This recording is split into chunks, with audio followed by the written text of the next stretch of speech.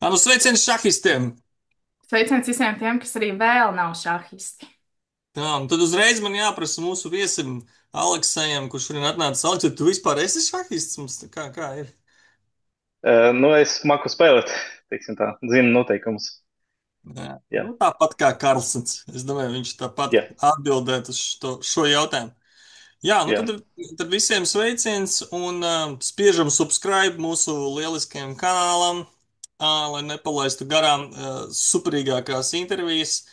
Un tad paskatīsimies, kādi mums ir komentāri par nedēļu pie video. Mums kaut kas tur ir vispār ienācies. Pagājušajā nedēļā mums bija, Signi, tu atceries, kas mums bija pagājušajā nedēļā ciemos? Pagājušajā nedēļā es atceros, ka Nelija bija komentējusi pati raidījumu. Jā, To es atceros. mums bija Sandra Harlīnska Andra, pagājušajā. jā, Jā, un rekordē. Vabulis Edgars raksta ļoti, ļoti, ļoti labs Siguldas veicina, un Girts Kazmins ierakstīja, ka ideja grāmatai nākamajai Jānis Krūskops, pasaules labākais pirmais treneris. Jā, pasaules čempioni, viņa audzēkņi Tāls, Dzipslis, Klovāns, jā, tā kā Girts var droši rakstīt grāmatu. Jā, ļoti labi. Tā, tie ir mūsu Aleksei, vai tu esi lasījis Andra grāmatu par tālu? Vai tu esi Vēl nē. redzējis? Vēl nē. Esmu dzirdējis par to grāmatu, bet vēl neesmu nopircis, neesmu lasījis. no labi. Nu, Tā, nu mums ir dažas šaha vēstis. Nu, pirmā, laikam, tāda interesantākā man šķiet, paskatīsimies, kas mums te notiek, tīt nošēroši. Ir tāds, kas tas tāds ir, Signi, vispār? Mainz Sports Olimpiada, kur viņiem tāds tā logos. ir prāta spēļu olimpiāda, un es saprotu, ka tur ir ne tikai šahs, bet arī citas spēles. Jā, nu mūs visvairāk interesē, protams, diving chess set. Tātad viņiem ir arī, kā tas sanāk, niršanas kaut kāds vai miršanas, kas tas tāds ir? Jā, miršanas. Niršanas komplektiņš tad maksā tikai 299 mārciņas. Viņiem ir pat tāda disciplīna. Un tur, kur mēs skatījāmies, tur ir kaut kāds speciāls tāds komplektiņš, ja, kuru zem ūdens tur tās figūras tādas paliek speciāli smagas uztaisītas. Laikam nekā standarta un tā. Aleks, vai tu spēlē tādu šahu atbalsti? Droši vien, ka kādam ir interesanti. Meitene Tam, kam dabūja sieviešu lielmeistaru normu 10 gados. Ja, kur šitā viņa izskatās. 2400 performance. Nu, es nezinu, ko Aleksais darīja 10 gadu vecumā. Izstāst. tagad, nē, es man liekas, ka mācījos. Mēģināju vismaz mācīties. Uh, Šahu tādu līmeni neesmu spēlējis. Šahu es jau mācīju spēlēt, jo man vecāki iemācīja, bet ne tāda līmenī, protams. jā, jā, nu rekur šitāds kaut kāds. Doles trofeja. Nu tas dolē. Nu tajā rimītajā. Tirdzniecības centrs dole. Final Protams, standings. protams, Andri. Kur polieti kaut kāda maleka, jā, varbūt tas ir Džeks, es nezinu. Un tā. Kā vispār ir Signas sieviešu šachs? Mēs te daudz ar Nelītu runājam, bet tu zini, piemēram, sieviešu top 10 pasaulē. Nu, Nē. Džudita Zinu, droši vien. Džudita Judītijā, Polgar. Jā. Jūģi Fan un pārējās azijātes, kas ir ļoti Un viss. spēcīgas. Tad Huija Faņa un pārējās azijātas. Nu labi, nu reizi 5 gados mēs varam paskatīties, kas darās sieviešu šahā. Top 10. Nu, latviešu šahā sieviešu mēs zinām, kas darās, bet pasaules mēs nezinām. Nu jā, nu tur ir Huija Faņa, bet es nezinu, vai viņa spēlēs. Viņa neesmu redzējis pēdējā laikā. Tātad 2600, un tad Juveņuņ, 2570, Leitin G. Tā ir pasaules čempioni, jā, tagad. Jā, Jā, tad Tanjong Yi un Zhu Jiner, tad rekur pirmās 5 ir ķīnietis, tad ir Koneru Hampija, jā, tad uh, Anna Muzičuka, Gorjačkina, Lagno un Asuba. Vispār es zināju, jā, lielāko daļu es tikai nenosaucu.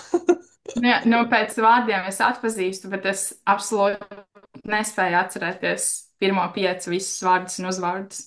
Nu, Latvija ir kaut kur vispār top 100. Un jābūt drīz, ne?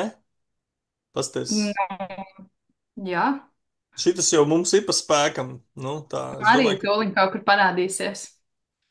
Jā, izlauzīt. tā vajadzētu būt. Jā. Mums taču ir ļoti, ļoti foršas meitenes. Es domāju, ka drīz būs. Un tad mēs sekosim. Zini, tā kā savulaik bija sieviešu šaham, tad mēs sekosim. Nu, tā kā bija kādreiz Kristers Sērģis ar Arti Rasmani, laikam, blakus vāģos. Ja? Un tad visa Latvija sekoja kaut kādiem blakus vāģu disciplīnai, jo viņi visu laiku uzvarēja pasaules čempionātu. Tagad viņu nav, un mēs nezinām vairs, kas notiek blakus vāģu motokrosā. Ja? Varbūt tur brīnum lietas notiek. Bet, nu, tā kā mūsu nebrauc, tad mēs nezinām. Bet vispār šāda notikuma ir maz, un tūlīt mēs pievērsīsimies tad Aleksējam. Bet mums ir tā, re, kur es te lasīju arī tādu ziņu, ka iespējams, ka viss šaha pulveris jau ir izšauts, un pēdējo pulveri vēl plāno izšaut Kandavā. Tā kā re, kur būs turnīrs, rapid turnīrs 17. augustā notiks ar kādu brigādi, ja? Tad pastieties, būs turnīra direktors Andris Bambis, tad Gustavs Stīnka tiesās un Lojārs Petersons. Tātad ļoti nopietni tur viss būs. Tā, braucam uz Kandavu, spēlēt turnīru. Aleksē, kur tu ņem ziņas par šahu? Vai vispār, nu jā, vai tu lasi tādas? Lielākoties YouTube man dažas rekomendācijas no dažiem šādu kanāliem, jo šobrīd ir diezgan daudz tādu kanālu. Ir. Un, nu, pārsvarā tur dažreiz kaut ko lasu, kaut kāda ziņa portālos, ja kaut kas parādās. Nu, tā kā speciāli, arī jūsu podkastu saku skatīties, arī jūsu podkastu saku skatīties, arī jūsu podkastu saku skatīties, arī jūsu podkastu saku skatīties. Bet tā kā speciāli, nu, kaut kādu vienu tādu resursu, nē, drīzāk tā pārsvarā YouTube. Aha, kas tev ir? Un, Gūti iedvesmu. Nu, kā tas ar tevi notika? Kā tu nonāci vispār šahā un kāpēc? agrāk Kāpēc tas ir spēlēju ar, labākais? jā, jā, jā, agrāk spēlēju ar draugiem, gan dzīvē, gan online, kaut kādus, pirms gadiem 8 kaut kā pārtraucam. Nu, tagad gribas atsākt, protams, bet jā, nu, tā kā vienmēr tā kā sekoju, daudz maz lasīju kaut ko, nu, tad YouTube arī rekomendē. Skatītāji uzzinās, kāpēc mēs Aleksu esam uzaicinājuši uz šo raidījumu. Ja? Nevis tā ne jau tāpat. Ja? Jūs jau redzat, ka ir Aleksais PC parādījies. Tā kā te būs kaut kas pirmo reizi mūsu raidījumā. Tā kā viss ir pa nopietno. Jā, jā, jā, jā, jā. Tā kā tā. Nu, labi, nu, varbūt tad uzreiz tad ķeramies, vērsim pie labiem, pie ragiem, palabo mani, bet es sapratu, ka tev ir kaut kādi izgudrojumi šahā, jā, tā kā patentēti. Negluži šahā saistīti, ne, bet nu, negluži. Es izdomāju savu galda spēli, kas varētu būt tādu klasisko galda spēļu stīlā, kas ir šahs vai dambretis. Jā. Tā atšķirīga no šaha nedaudz, protams, atgādina gan vizuāli, gan dažas nianses spēlē atgādina, bet jā, nu, laikam tāpēc arī paaicinājāt. Nu, to spēlē es izdomāju tā kā pavisam nejauši, nevis tā kā es sēdēju un domāju par viņu.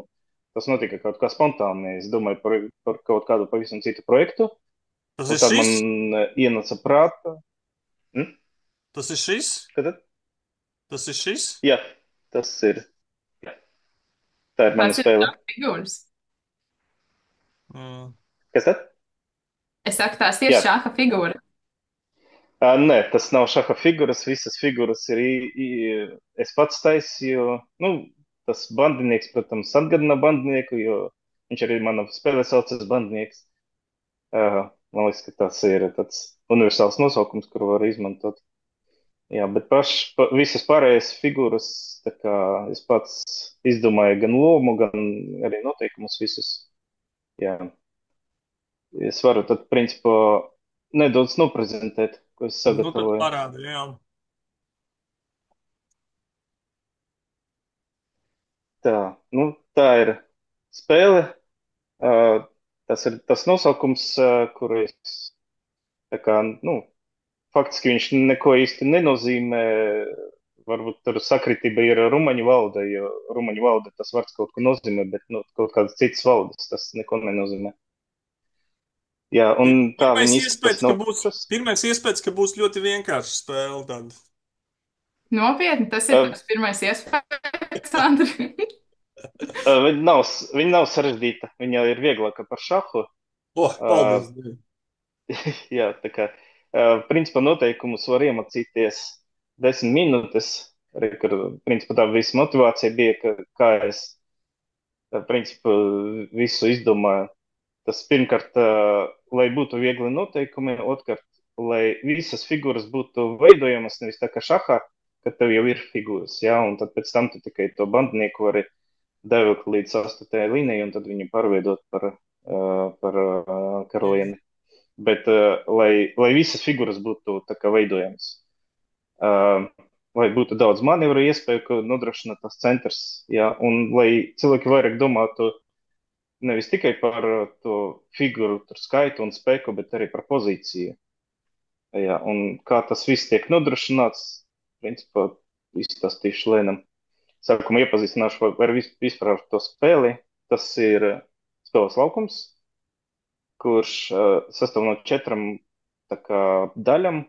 Pirmais ir mājas zonas, kur stāv bandinieki spēles sākumā 3 pa 5, kopā 15.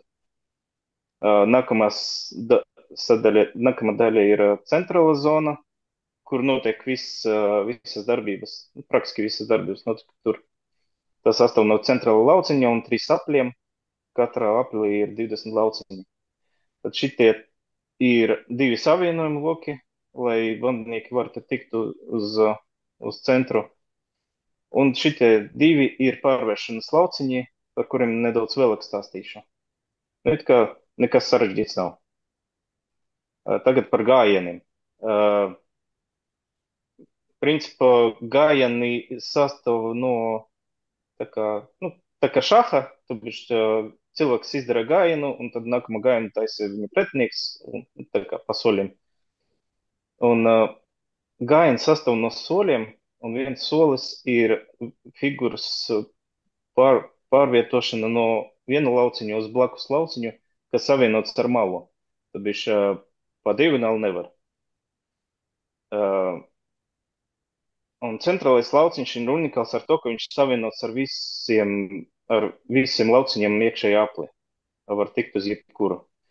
Un bandinieks, kas ir parastāka figūra, viņu var veikt vienu soli gājienu. Bet citas figūras var veikt. Par citām figūrām tagad pastāstīšu. Pirmā figūra ir izlūks, kur var izveidot, uztaisīt tādu formāciju uz laukuma.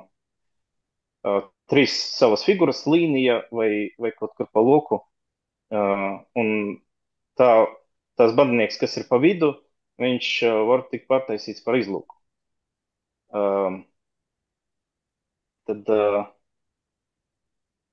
kā tas izskatās, tās nenotiek automatiski, tas prasa viena gājiena, tas nozīmē, ka, ja es izveidoju tādu pozīciju, nākamajai gājienai es varu to veidot, to izlūku, un tas prasa viena gājiena.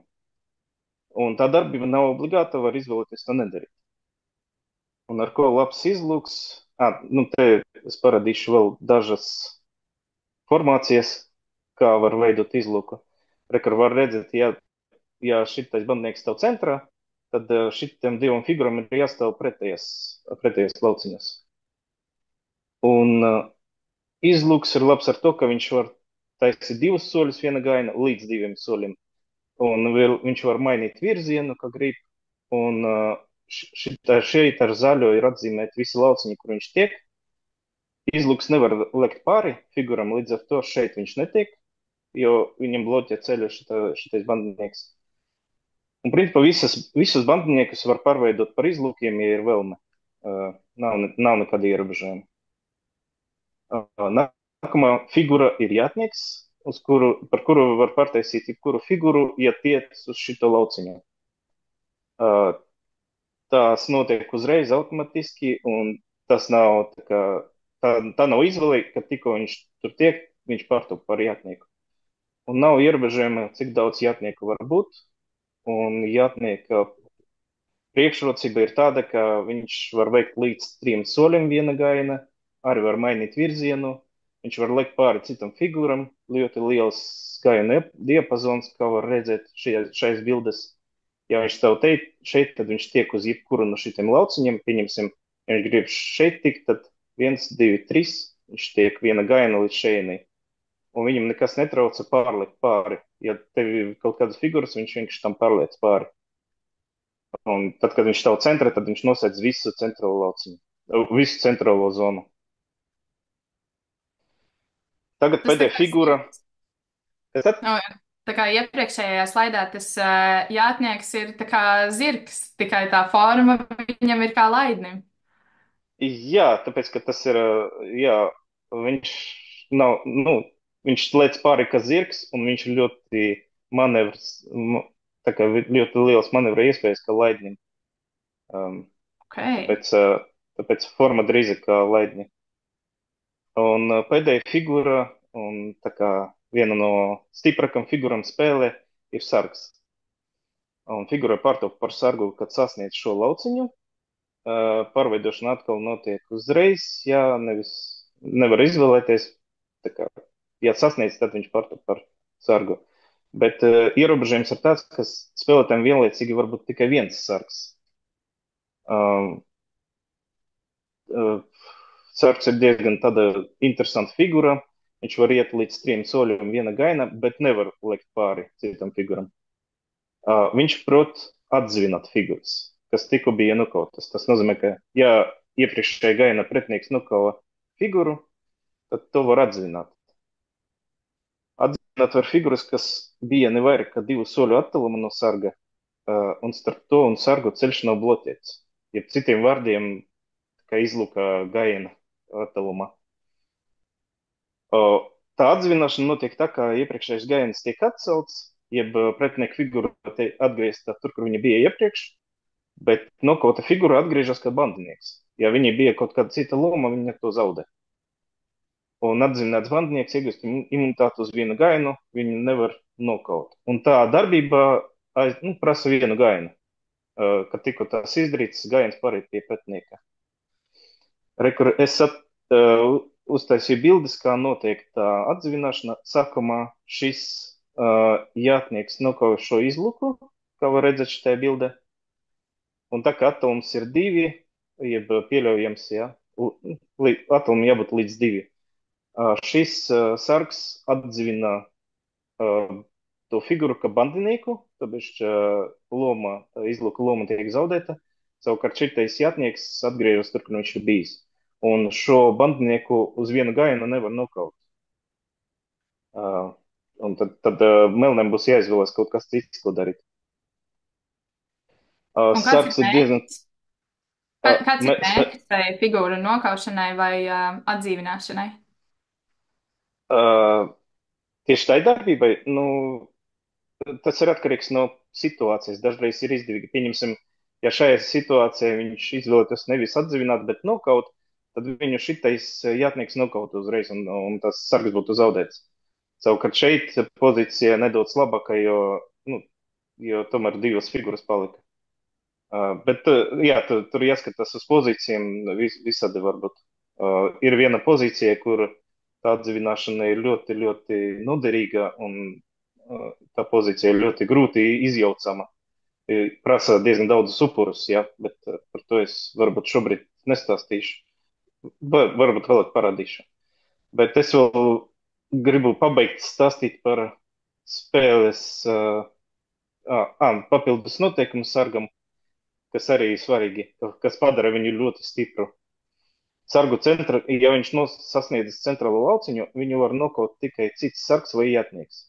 Tas nozīmē, ka bandinieks vai izlūks viņu nevar tur nokaut.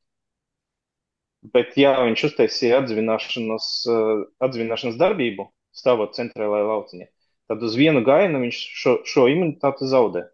Līdz ar to tur jāskatās uzmanīgi. Par šo diezgan bieži var aizmirst. Vienkārši atdzīvināt, un tad pretinieks paņems un nokaus to sargu. Tāpat kā citas figūras, ja sargs sasniedz jātnieka lauciņu, viņš pārtop par jātnieku. Un tas negluži izdevīgi, jo sargs tomēr ir stiprāks, bet dažreiz situācijas Nu, tādu iespēju var izmantot atkarīgi no situācijas. Bet, ja pieņemsim, figūra sasniedz sarga po to lauciņu, kamēr spēlētājiem jau ir sargs, nu, tā ir loma nemainās. Tad viņš var būt tikai viens sargs vienlaicīgi. Nu, tad vēl papildus noteikums par to, ka uzreiz ne par to, bet, nu, labi, tas nav tik svarīgi. Mēģināšu pabeigt stāstīt par spēles mērķi. Tas pats svarīgākais, laikam. Jā, Jo jā.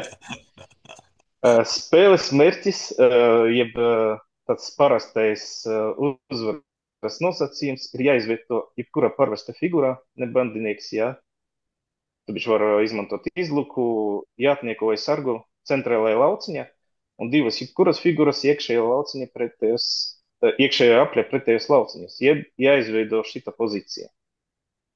Kad tikko šī pozīcija ir izveidota, spēle ir noslēgusies, un spēlētājs, kas šo pozīciju izveidoja, uzvarēja. tas vispār ir Liekas, iespējams. tas ir iespējams, un patiesībā, jā, patiesībā visbiežāk tas notiek. Esmu nospēlējis apmēram 300 spēles, varbūt bišķi vairāk. Ar ko tu spēlēji no noslēgums? Cik Man ir izplatīta? ļoti neizplatīta, ļoti maz cilvēku, varbūt kaut kādi 10 cilvēki pa visu Latviju par to zina. Man ir viens pastāvīgs pretinieks un daži vēl cilvēki, ar kuriem es ik pa laiku spēlēju. Jā, bet, jā, principā, praktiski visas spēles ar pāris izņēmumiem beidzas ar šo. Vai tu Ar to uzvari uzvaras visas pozīciju. spēles? Nē. Tu esi pasaules čempions? Es, teiksim tā, esmu labākais spēlētājs šitai spēlē, ņemot vērā, ka... Top 10 pasaulē. Jā, ņemot vērā, jā, ka liels Jums ir konkurences reitingu nav. saraksts pasaules, tas būtu stilīgi. Reitings ir, kura ir veseli 2 cilvēki. Nu jā, Ne, varētu par- publicēt pasaules reitingu šajā spēlē Jā. katru mēnesi. Par reitinga sistēmu es pēc tam vēl pastāstīšu. Jā, Es tā nedaudz, vēl jā, es vēl nedaudz pabeigšu stāstīt. Es parādīšu, kā šeit pieņemsim notika, ka tas jātnieks pārliec pāri šitam izlukam un ieliec centrā, un tāda veida spēle tiek uzvarēta. Un vēl papildus uzvaras tipi. Pirmkārt, par parastu uzvarētājs iegūs 2 punktus. Punkti, tā kā, nu, pieņemsim, ja notiek spēļu sērija, tā kā, pieņemsim, šāda čempionāta laikam bija līdz 7 punktiem, vai katru, neatceros. Man liekas, 7 vai 14 punkti katru bija. Tad, kad notiek spēles par šaha pasaules čempionu. Laikam Cik ir 14 spēles? vai 7. Nu, parasti jau līdz 6 uzvarām, laikam, jā, vai kā? Nu, tur, kamēr Laikam ir... vairākums no 14 vai partijām, vai kā Jā. mums. Jā, vairākums no 14 partijām. Tas uzvaras, tas jau ir Aļēhina laiks ar Kapablanku. Jā. Es kaut ko esmu sajaucis, jā. Nē, Jā. vairākums punktu, jā. Klausies, tas, ko tu tagad stāsti par tiem uzvaras tipiem, lai es neaizmirstu Jā. uzreiz pateikšu. Man zini, kas uzreiz ienāca prātā, ka varbūt mums parastajā šahā, tad varbūt šahā arī vajadzētu izmainīt punktu gūšanas nosacījumus. Nu, piemēram, ja tu ieliec kaut kādu arābu matu, tad tev ir nevis 1 punkts, bet tur 1,1. Vai, ja tu uzvari atklātnē partiju, tad varbūt ir 3 punkti, ja vidusspēlē 2 punkti, un ja galotnē tad 1. Tev nav kaut kādas tāda tipa idejas bijušas par šahu parasto? Tādas, protams, idejas ir diezgan interesantas. Es tik labi šahu nezinu, lai kaut kādus tādus nosacījumus izdomātu, bet es pieļauju, ka dažiem spēlētājiem tas būtu diezgan interesanti. Tīpaši tiem, kas, ja pieņemsim, es nezinu, kaut kāda veida tas punktu sadalīšana būtu atkarīga no pozīcijas, pieņemsim, cik stipra bija pozīcija bija pretiniekam, un kad tu viņu pieveicis, jā, tad tu iegūsi vairāk punktus. Jā, jo man liekas, tā fāze, spēles fāze varbūt nav tik, nu, zin kā, tikai tāda ideja. Jo, piemēram, ja tu zaudē atklātnē, nu, tad tu esi slikti baigi nospēlējis, vai ne? Un arī, piemēram, spēlētājiem parasti spēles izšķirās beigās, nu, un tad arī vajadzētu kaut kā būt mazākam zaudējuma vērtībai, ja tu zaudē spēles beigās, nekā uzreiz pirmajos gājienos. Nu, Mhm. Tā, nu, jā, rekords man ir, ja uzvaras pozīciju veido sarks centrālajā lauciņā un divi jatnieki iekšējā apli, tad uzvaroties iegūst 3 punktus, kas patiesībā ir diezgan daudz grūtāk nekā 2 punktu. 2 punktu uzvara ir daudz vieglāk. Jā. Savukārt, ja ir tāda spēle, kur pretinieks, kas spēlēties nokauj visas pretinieka figuras, kamēr pašam paliek vismaz 8 figuras, jeb vairāk kā puse no figurām. Tas iegūst 1 punktu, kāpēc tieši tas domāts, lai cilvēki tomēr spēlētu nevis tā kā brute force, skrietu un visu kautu nost, bet lai tomēr domātu par pozīciju. Tā kā atrastu bilanci starp pozīciju un to spēku pārsvaru. Jā, un divi neizšķirti tipi. Viens ir automātiskais, līdzīgs kā šahā pats. Ja. Tas notiek, ja vienam spēlētājam ir mazāk kā 8 figuras, jeb mazāk kā puse. Savukārt otram ir mazāk kā 3, jeb viņš nevar izveidot uzvaras pozīciju, kad viņam nav 3 figuras. Ja. Automātiski tiek pasludināts neizšķirts. Ja. Un, protams, par neizšķirtu var vienoties jebkurā brīdī, un abos gadījumos abi spēlētāji iegūst puspunktu, kas tā kā ļoti līdzīgs šaham. Un, principā, tagad par reitinga sistēmu. Beidzot. Tā briesmīga, jā, tas laikam ir interesantākais. Esmu, laikam, visvairāk esmu strādājis tieši pie reitinga sistēmas, jo tur vajadzēja diezgan liels fine-tuning, tomēr pielasīju visus šos skaitļus, jā. Un motivācija bija tāda, ka pirmkārt pielāgot šai spēlei, un lai reitings arī atspoguļotu ne tikai cik bieži cilvēks uzvar, bet arī kā viņš uzvar un kāda ir spēles kvalitāte. Lai nebūtu tā, ka, pieņemsim, būtu apbalvots cilvēks, kas spēlē daudz pret vājiem pretiniekiem, lai viņš nevar tā formot savu reitingu, ja. Nu, lai, protams, viņš varēs, jā, bet daudz lēnāk, jā. Ir 3 pamata komponents. Pirmkārt, uzvaras veids, vai neizšķirs, vai tā, parasta uzvara vai 3-punktnieks. Pēc tam 2 spēlētāju reitinga starpība, kas tiek ielikta šeit. Un, attiecīgi, ja spēlētājs ar mazāku reitingu ir uzvarējis, šitais skaitlis būs negatīvs. Un tas aizies kaut kur tā kā uz augšu. Un pozīcijas vērtējums tas bija ievests, lai pieņemsim apbalvotu cilvēku, kurš spēja uzvarēt, neskatoties uz to, ka pretiniekam bija diezgan stipra pozīcija. Tā kā es izdomāju, ka varētu tā apbalvot cilvēkus, bet tā pozīcijas vērtējums iespaido daudz mazāk nekā reitinga starpība. Tas, lai nebūtu kaut kādas iespējas baigi čītot uz reitinga. Tas viss mūsu iepriekšējām tēmām. Andris sasaucās par reitinga donoriem, reitinga fermeriem. Jā. Tas izklausās loģiski. Jā, es mēģināju tieši paredzēt, tāpēc tas aizņem diezgan daudz laika. Es mēģināju paredzēt, lai es izskrēju ļoti, ļoti daudz simulāciju ar dažādiem skaitļiem un dažādām scenarijiem, lai panāktu to, ka tā formošana būtu mazāk iespējama. Protams, viņa joprojām ir iespējama, jo pilnībā izslēgt viņa nav iespējams, bet daudz grūtāk. Un tagad par katru no šitām komponentiem. Matemātiķis, Aleksei, vai teorētiskais fizists, vai fiziks, vai kā vienkārši nonākt? Tā kā tu vienkārši, es vienkārši nespēju aptvert, kā var izdomāt tik sarežģītu formulu. Viņa nav sarežģīta. Šitais ir diezgan standarta formula. Jā. Nē, tā patiesībā tā ir to formulu, ja ir vēlme izveidot tieši tādu formulu, par kuru es iedomājos, tad tas būs pirmais Google rezultāts. Tā formula saucas sigmoid, tāpēc arī tā formula var redzēt, ka šitas daļas ir vienādi, līdzīgas, jā. Tas ir tāds standarta variants, kā Es tūlīt parādīšu, kāpēc tieši Nu, tā apšiem tiek kvadrātsakne izmantota. kaut kāda tā ir, ja nevis formula. Tur. Uh, es tūlīt parādīšu, kā viņa izskatās. Nedaudz savādāk, bet viņa ļoti noderīga. Sākumā par to uzvaras veida komponenti.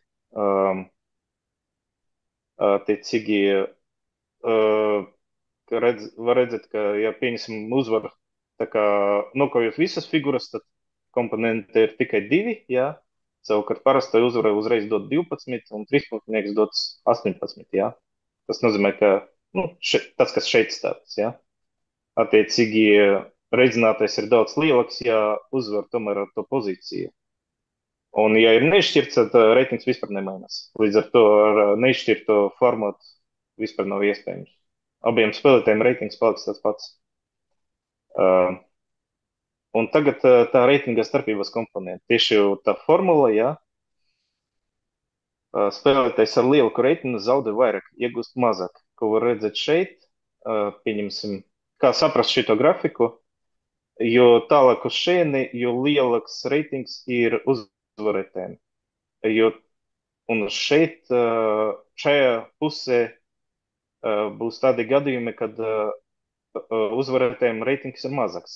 Līdz ar to, jo mazāks reitings, jo vairāk viņš iegūst, jeb vājāki spēlētāji iegūst vairāk nekā stiprie spēlētāji, bet tajā pašā laikā ir limits, jeb šeit ir 2 jau augša, un šeit ir kaut kur 0,1, kurš šeit funkcija nekad nesasniegs.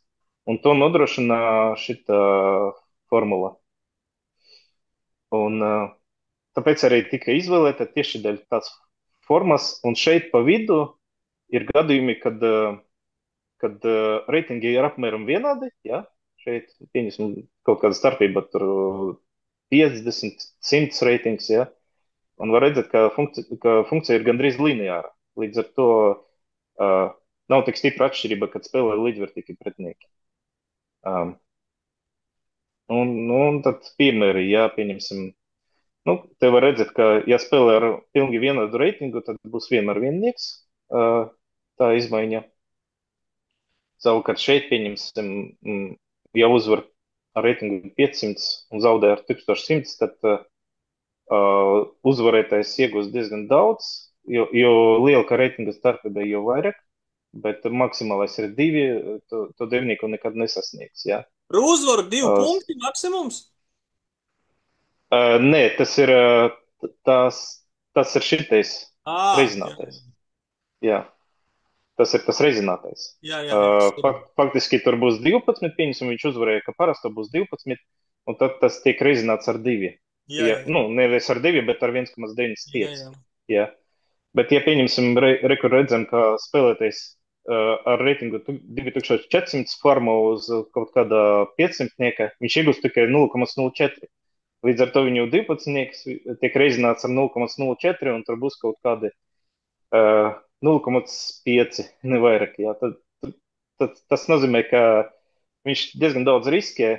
Viņš spēlē, lai dabūtu 0,5 punktus, bet ja viņš zaudē, tad viņš zaudē tas kaut kur pie 24 punktiem.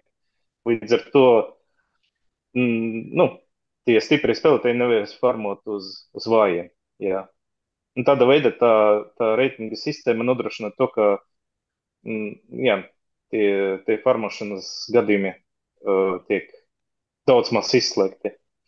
Un tas pēdējais, tas pozīcijas vērtējuma starpība, jā. Tur tiek sasumētas figuru vērtības un viņu pozīcija, jo tuvāk centram, jo labāk. Ja tu esi uzvarējis ar vājāku pozīciju, tad reitinga pieaugums ir lielāks. Jo līdzvērtīgākas pozīcijas, jo mazāka ietekme. Jo, kad spēlē līdzvērtīga spēlētāja, līdzvērtīga pozīcija, tā izmaiņa diezgan nejūtama. Tas nozīmē, ka 0,24 vai 1,06 tas diezgan maz maina to reitingu. Un ietekme šitai konkrētai pozīcijas vērtējumam ir daudz mazāka nekā šitai reitinga komponentei. Ja? Un tad tie ir visi tie 3 komponenti, un šeit ir reāli piemēri no spēlēm. Ja? Pieņemsim, šeit ir 2 punktu uzvara, Reitings uzvarētājiem ir šitāds un zaudētājiem šitāds. Pozīcijas starpā var tāda. Uzvarētājs ieguva 10 punktus. Skaitliska uzvara arī liela reitingu starpība. Pozīciju starpība ir tāda, bet tāpēc, ka skaitlisko uzvaru viņš iegūst tikai 0,9 punktus. Jā. Līdz ar to daudz izdevīgāk tomēr to īsto uzvaru dabūt. Un te ir piemērs, kad uzvarētājiem ir mazāks reitings, viņš iegūst veselus 14 punktus.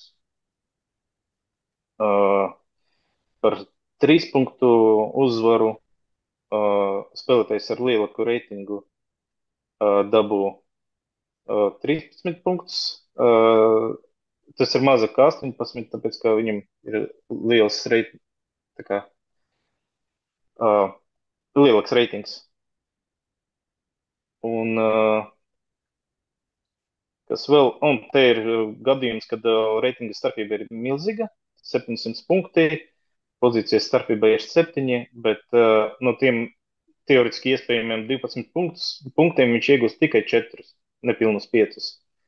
Tas nozīmē, ka, jā, te jau nav izdevīgi. Tam kam ir 1800, viņam nav gluži izdevīgi spēlēt ar to, kam ir 1100, jā. Un arī tas pats gandrīz tāda pati reitinga starpība, bet 3 punktnieks arī ir tikai 6 punkti, no iespējami 18. Nu, tāda veida tā reitinga sistēma uztaisīta. Iespējams, ka šaha var mēģināt kaut kā līdzīgo sistēmu izveidot, lai arī būtu paredzēts gan tā pozīcija, kā viņš ir uzvarējis, gan arī reitinga starpība diezgan labi iespaidot. Kaut kā tā. Tas varētu būt ļoti interesanti. Nu, ja šahā tā līdzvērtīgi mēģinātu uztaisīt. Nu, principā ir visa prezentācija. Ļoti labi, ļoti interesanti. Jā, tā kā skatītāji noteikti rakstiet jautājumus. Es ceru, ka pie šī video būs ļoti daudz jautājumu. Un ja vajag jums atrast kaut kā Alekseju, tad rakstiet mums. Mēs tur caur Signi kaut kā nokārtosim. Tā kā tā. Man vēl bija jautājums, vai šo tikai uz galdiņa var spēlēt, vai ir arī online versija? Online versija šobrīd ir tāda, ka viņu var spēlēt 2 cilvēki pie viena datora. Bet tā īsta online versija top, diemžēl diezgan liela laika trūkuma dēļ es nepaspēju viņu pabeigt uz šo podcastu, kaut arī gribēju, bet kaut kad viņa būs pabeigta. Es ceru, ka septembrī. Izskatās, ka Signet Daičesam ir nopietnas konkurences tagad. Tā ir, jā. Nu, es vēl domāju vienkārši par to, ja tā online versija iespējama, vai tur ir tā kā pieļaujami neiespējamie gājieni, vai tur nevarēs veikt neiespējamu gājienu? Tā kā pret noteikumiem? Jā, nu tā kā šahā, ka, piemēram, kāds vēl apgūst tikai gājienus, tad viņš mēdz tā kā nepareizi paiet, un tas ir neiespējams gājiens, vai šajā tas būs atļauts vai nē? Nē, nebūs, protams. Okay. Tad būs tikai. Tad vieglāk apgūt. Jā, protams. Es vēl domāju par kaut kādu botu, lai cilvēku, lai apmācītu. Man ir ļoti daudz video nofilmēti, kad mēs spēlējam ar to manu draugu, bet man viņus kaut kā jāieliek YouTube.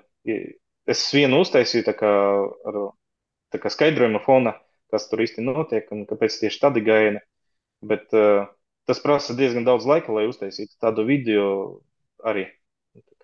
Kaut kad vajadzēs beidzot pie tā pieķerties, bet šobrīd man prioritāte ir tā online versija. Aleksei, mums ir mēģinājumi parasti tāds jautājums par 3 šahistiem uz Vientuļas salas, bet